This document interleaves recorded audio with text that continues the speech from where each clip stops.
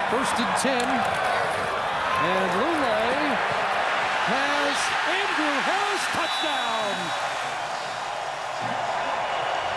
Another one of the young Canadians hits pay dirt for BC. It's game on. Tonight, the Vancouver Island Raiders look to bounce back after a crushing defeat last season. Getting the call to the Hall, we check in with former Victoria Shamrock Chris Pratt.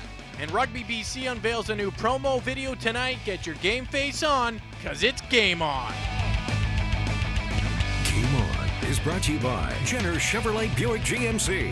Here for you and in your community on the Old Island Highway. Hello and welcome to Game On, our local sports bonanza on a Monday night. My name's Paul. That would be Jeff, and we have a jam-packed show for you tonight. Bonanza. Bonanza. You probably don't even remember Bonanza. I do not. Big Little Hoss Joe or and oh yeah, you do remember that. Okay. I have that. Yes, we have a great show for you tonight. Phil Mack is in the Sports Cage, and we unveil a new promo video for Rugby BC. But first, we start with a little pigskin young Paul. Yes, thank you very much, Jeff. And the BC Lions haven't had the greatest start to the 2011 season. In fact, at 0-3, you would think the team may start making some moves. But one bright spot for the Leos has been the play of former Vancouver Island Raiders star Andrew Harris. And Lule has Andrew Harris, touchdown! Harris, of course, scored his first CFL touchdown in Week 2 against the Calgary Stampeders, but looked great again on Saturday night in Edmonton. The former Raider is mostly on special teams, but has a few reps as a running back and even a receiver. And while losing is never fun, Harris isn't too worried about the team getting back on track. Well, there's 18 games, so there's nothing to panic about right now. So we're gonna stay focused and keep working hard, and try to turn things around before it gets too late. But I think we got a good team here, and we're working hard right now. So it'll happen for us. Scoring your first CFL touchdowns. Describe that moment and what that meant to you. I was kind of feeling just like finally it felt really good. My old coach from junior was there. My girlfriend, one of my best friends, was there too. So it was a great feeling for sure, and it was a proud moment, but I'm looking past it now and on to the next one. And Andrew's former team, the Vancouver Island Raiders, held their training camp over the weekend in Port Alberni, but after a crushing defeat last fall, Mike Walker shows us how one of the country's best junior football teams is using that adversity to get even better. Heading into the 2011 Canadian Junior Football League season, there's only one thing on the mind of each and every Vancouver Island Raider: redemption. It was devastating to lose like that to a team I felt we were better than, but just on that day, we didn't play our best game. Last October, the Nanaimo squad watched their hopes at a third straight national title slip away as the Saskatoon Hilltops clinched the Canadian Bowl in front of their hometown fans. A loss like that puts a lot of things into perspective, and a game like that really makes you appreciate winning at any game or any level. It's heartbreaking, really. You work and get so close to something, but it's also character building. We definitely came together a lot more in this offseason than we ever have. So this year's training camp is all about learning from mistakes and preparing for the long road back to the finals. We were inexperienced with a lot of young players going into that game and stuff, but that's something that we're ready for, and we're us as captains and leaders, we're ready to take on this season. There's definitely a hunger, be back there, be hunger to respond after being down, really emphasizing competing, grinding out every day in practice, fighting for everything you got, because what we do in camp now is what makes champions. With a large core of returnees and a beefed-up defensive line, there's little question that the Raiders are the #1 contender this summer. And most importantly, we returned the receivers that led the nation, and of course the MVP's back in Jordan Yance. So we're really happy about that, and then we have Jordan Botel back again running the ball for us, and we feel we also gave him some help this year. So we'll all see as things unshake, but right now we're pretty happy with the team we have. Which means right from day one, the message is clear for the Black and Red. We're not national champions, so we have a lot to prove this year, and we're not #1 anymore. We got to earn that right again. This portion of Game On brought to you by Sopranos Bar and Grill, where fans gather before and after the game. Good luck to the Raiders and to the West Shore Rebels as well. The Rebels will host the Raiders in preseason action this Saturday at Bear Mountain Stadium. Yeah, looking forward to that junior football game. Meanwhile, it's been an up-and-down Tour de France for Victoria's Ryder Hejdahl, but despite a couple crashes, the lone Canadian cyclist remains an important piece to his Garmin-Cervelo team. This is Ryder Hejdahl here, also for Garmin-Cervelo.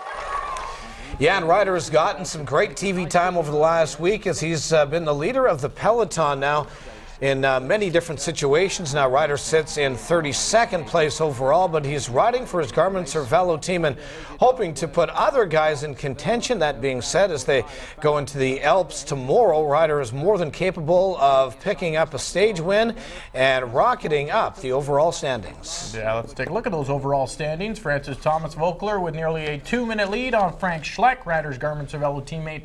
Tom Danielson sits in 9th, while Ryder remains in 32nd and over 25 minutes back. There's the music we love. Today is the rest day for the Riders before they head into the Alps tomorrow. Oh, makes me want to dance. Yes, go Ryder, go. Coming up on Game On, we talk a little league as Leyritz heads off to provincials. That's right, and we unveil Rugby BC's promotional video. It's pretty slick. Stick around. More Game On after a short break. Stay with us.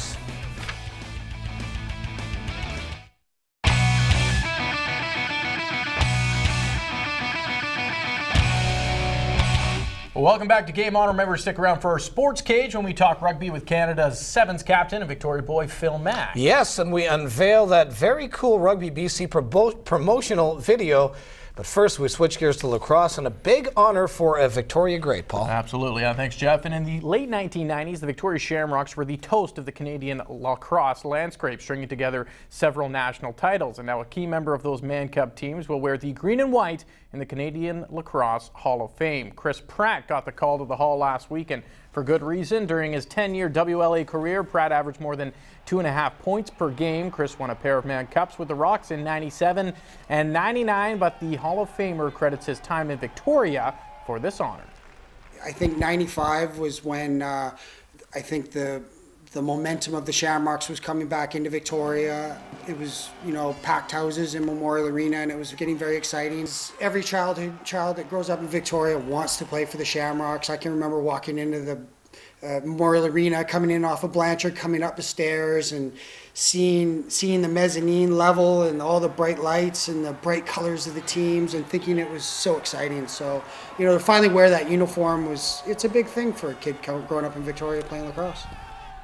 Yes, a huge congratulations to Chris Pratt, and big congratulations to the 11 and 12-year-olds who play on Leyritz Little League. The boys beat Beacon Hill yesterday to take the District 7 Little League title and book their ticket to provincials in Vancouver later this week. Leyritz won the final 10-0, and as you can imagine, the entire team is pumped. Everybody contributed. It was a great win for the boys. Everybody put in 100% full effort, and I can't say anything more. I'm so proud of these guys. I feel great. It feels great. I was here last year, and it's just a great feeling. Nice. Looks like a young Jeff King. All right. Nice work to all those boys. Congrats to Beacon Hill as well. Don't hang your heads, fellas. Great effort, and you'll get them next year. Yes, sir, they will. All right. Well, yesterday, Canadian golfing great Ian Leggett was right here in our studios doing a live hit for Rogers Sportsnet, talking about the British Open. And before Ian took off, young Paul caught up with him for a quick shift. All right, here with Canadian golfing great Ian Leggett. And Ian, are you ready for a quick shift? Sure. All right, fantastic. First car. Ford Escort. Nice. Nice Escort. What color? Silver. Silver. What was playing when in the old Ford Escort back in the day? Whew, I think I was just past 8 tracks. I'm not really sure. Maybe a little Cheap Trick. Nice.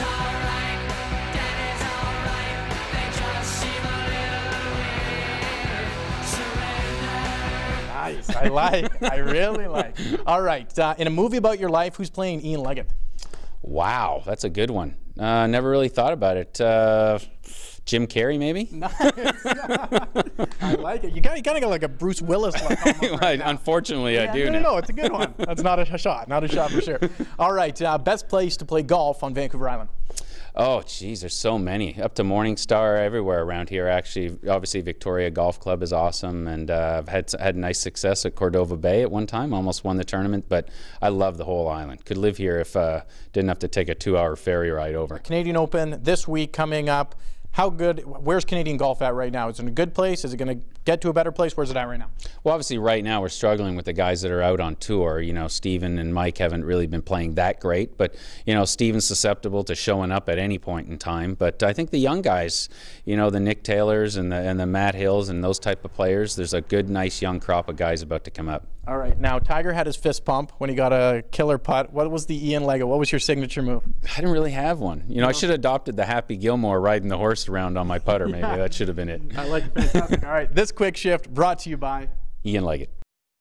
Fantastic guy. Hopefully he is right. Canadian golf is only going to get better, and it starts with those young guns. Yeah, all right. Let's keep this bonanza, as you call it, going, Paul. It is time for our Plays of the Week. Plays of the Week is brought to you by Spank It Sports, BC's largest selection of soccer, rugby, and football stuff. All right, let's kick it off with Jeff King's home movies. Oh, cut it out. Oh, wait, that's the Redneck Olympics taking place in Georgia this week. The highlight, the belly flop contest into the mud. These guys are certainly getting her done. Makes me miss Saskatchewan a little. A little bit. Jose Batista getting it done at the All-Star game, not with the bat, but with this great glove. Nice Check out this catch. Batista saying, no way, Jose. That's clever. I like it. Victoria International Rugby Sevens, John Moonlight running through the competition. Nice. While Phil Mack getting a little cheeky with the perfect chip and chase. The Canadians getting it done in style. All right. How about this golf swing? Joe Sakic, $1 million par 3 in a charity game, and Burnaby Joe retired from hockey, but may want to take up golf as a career, the ace and the $1 million. All right, British Open wouldn't be an Open without some heroics from Tom Watson, the man with nerves of steel. Gets the ace of his own. Nice. What a legend. Love you, Tommy. Yes, but the tournament belonged to Darren Clark, the 42-year-old from Northern Ireland. Gets it done with his 20th Open appearance. Nice job, young feller. Junior lacrosse, Nanaimo, Victoria battling, not really getting along. Victoria moving on to round 2, though, thanks to the play of their captain, Carson Leon. All right, to the big boys, the Senior Rocks getting it going on Friday. Check out the tic-tac-toe passing. Ooh, that's pretty. Chris Pratt would be proud. Very proud. Let's finish with Victoria Highlanders women's team. Final home game of their first season in the W League. And the ladies pick up their first win of the year off this amazing goal. Nice work, ladies. We'll see you next year. We sure will. All right, coming up next, Phil Mack joins us in the Sports Cage to talk a little bit of rugby. That is right. We also unveiled the new Rugby BC promo video. It's very cool. But first, here's a look at some Island standings.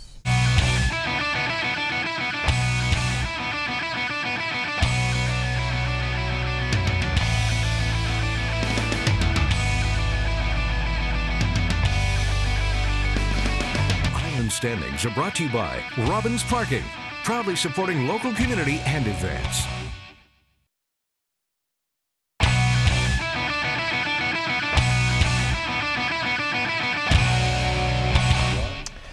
Welcome back to Game On. Just ahead of the Sports Cage, we have a pretty cool promo video we will unveil here on the big program. That's right. Rugby BC has worked hard at making a promo/recruiting video, and they chose Game On to premiere it. So without further ado, here's the Rugby BC promo piece.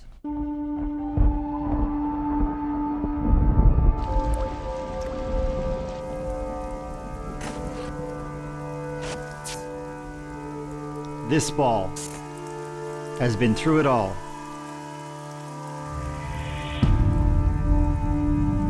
Kicked.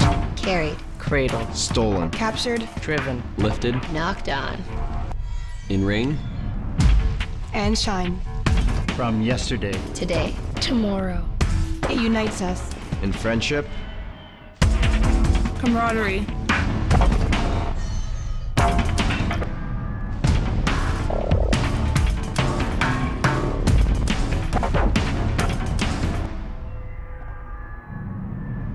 We compete for our school, our club, province, country, at World Cups, as future Olympians.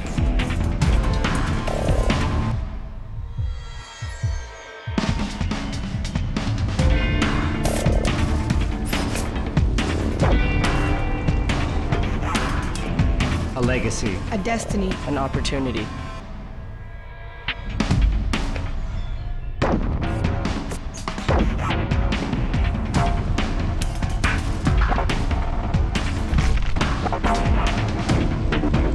This ball unites us all. It's your turn. Carry the ball.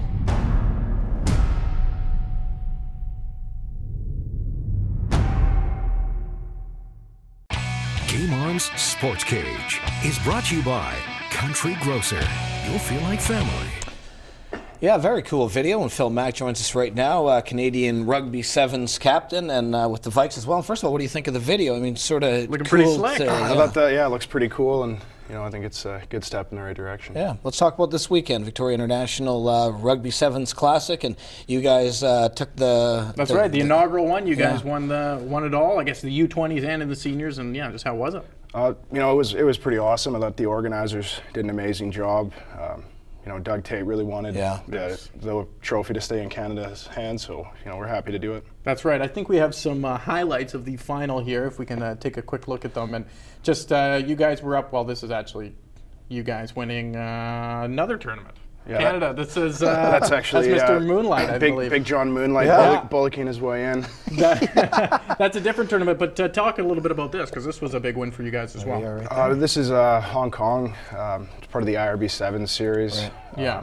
So Canada is a part in 5 of the tournaments, and you accumulate points throughout the year, and that win right there was definitely one of the big ones. That was a big one, and this is shots from this weekend, and you guys played Fiji here in yesterday's, or rather Saturday's final, and just, it looked like a fun event. How were the crowds? I mean, you guys, the Rugby Sevens game is a lot different from regular rugby in that it's so quick, and there's you guys were playing 2 10-minute halves, is that correct? In the final, yeah, it's 2 10-minute halves, but, it's a shorter version of the game.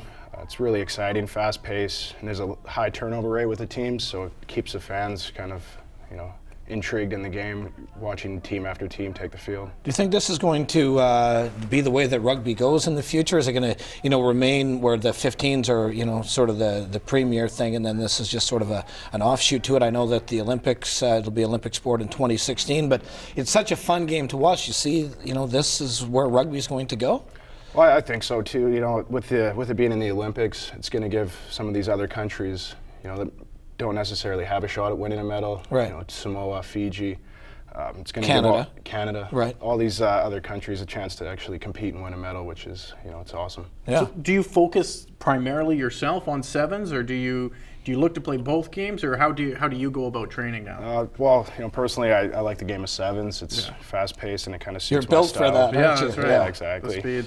But World Cup's right around the corner, and I'll definitely be observing that. Fantastic. Yeah. Tell me about sevens and Vancouver Island people watching it this weekend, and just sort of what you heard from the fans. Actually, you know what? It was an awesome turnout considering the weather kind of turned on us in the early morning. But I think the fans did a good job in coming out and supporting us, and really helped at the end of the day. Easier to understand, do you think? Is that part of it? An easier game to understand for the fans? I think so. There's a lot less whistles, and so you can just sit there as someone that doesn't know much about rugby and be entertained with the skill and athleticism. Just see all the big hits and all that. I mean, is it potentially a game that can really get big? I mean, this Victoria International Sevens, I know this was the inaugural year of the tournament, but is this a chance for, do you think this is something that can grow, and this can be a permanent stop on the tour? Oh, definitely. All the tournaments in the IRB series started this way, and we just got to start building some momentum, getting some other international teams in. And we're started in the right way. You've had a lot of success in the Rugby Sevens, and you've actually been called by some of the greats, including Gareth Rees, as one of the best Rugby 7 players in the world. How do you respond to something like that? Well, it's always nice, the personal accolades, but personally, I just like playing with all my good friends, and we get to globetrot, which is always awesome. Yeah, no doubt. That's right. And we have actually a shot right here of a little chip and chase from you, a little cheeky one over the weekend. This was, walk us through this. This is why everyone thinks you're one of the best in the world. Nice, you just buzz around the competition. And it looks like you're having a lot of fun out there. Is it a funner game? Is it more interesting to play for yourself? Well, I think, it's just another opportunity to express yourself on the field, and there's a lot of room. Just play 1 second at a time. Where can Canada go as far as the sevens game is concerned? I mean, can we be when the Olympics come around in Rio 16? Can we realistically medal? I think that's the good thing about the sevens version of the game, because anything can really happen in such a short amount of time. So if you play your game, stick to your game plan, and we can upset some big teams for sure. Is it going to affect? Is it having two sort of disciplines of rugby here on the island. I mean, this is the mecca for rugby across the country. Is it going to hurt 15s rugby, having kids learning 7s rugby, or will it complement it? I don't think so. Like 7s, they always say, your skills are under a microscope. So if, to play 7 successfully, you have to be able to pass, catch, tackle under extreme stress, and that translates directly to 15s. You got to be able to do a little bit of everything. Yeah, and I mean, we did a story with some of the younger guys earlier in the week, and just talking about how they're now training specifically for Rugby 7. So they're actually training because it is a different style of game and because you kind of need to be able to do everything. So is that the way where you see it going? Are we going to be just developing guys to only play the 7s game? It's hard to say now, but I can definitely see, a crossroad coming where there are going to be some guys that just play 7s and there's going to be some guys that play 15s. But that's not a bad thing. It's both games help each other out. So the more we actually just play the game of rugby, the better we'll be. Talk about growing up on the on the island and watching rugby. Who are your heroes growing up? I guess Gareth Rees must be one of them, and guys like that. Gareth Rees, Gary Johnson, my high school coach, was a big reason I was actually involved in the sport. Other guys like Dave Moonlight, he was kind of my mentor when I first started playing 7s. There's a long list of players that I admire, and just happy to be a part of it all now. Why is it so great here? Why why is it not taken off in Ontario and Saskatchewan and that type of thing? Is it just merely because of hockey, or is it because we've got great coaching and great athletes here? I think a combination. We have some of the greatest coaches in the country here. We can play rugby 12 months of the year, and I don't really have an answer for that. No. It is what it is. Did you play any hockey growing up? No. Right into the rugby. Short game. Yeah. Well, that's fantastic. I mean, that's it's exciting that this tournament could gain that much traction. I mean, what were the crowds like this week? Because it looked like they were pretty decent. Yeah, they were good. Early morning, and it was a bit raining and cloudy, and it was a bit dull then, but then as soon as the clouds broke, people started coming out in some heavy numbers, so it was awesome. Well, awesome. Well, thank you very much for coming in. Yeah, thanks for coming in. We appreciate that. And that is another edition of Game On here on Check 6. And of course, Phil knows this, Paul knows this. You guys must know it at home as well. Each and every Monday night, your local sports fix, 7 o'clock and 10:30 here on Check 6. It is Game On. Thanks for joining us.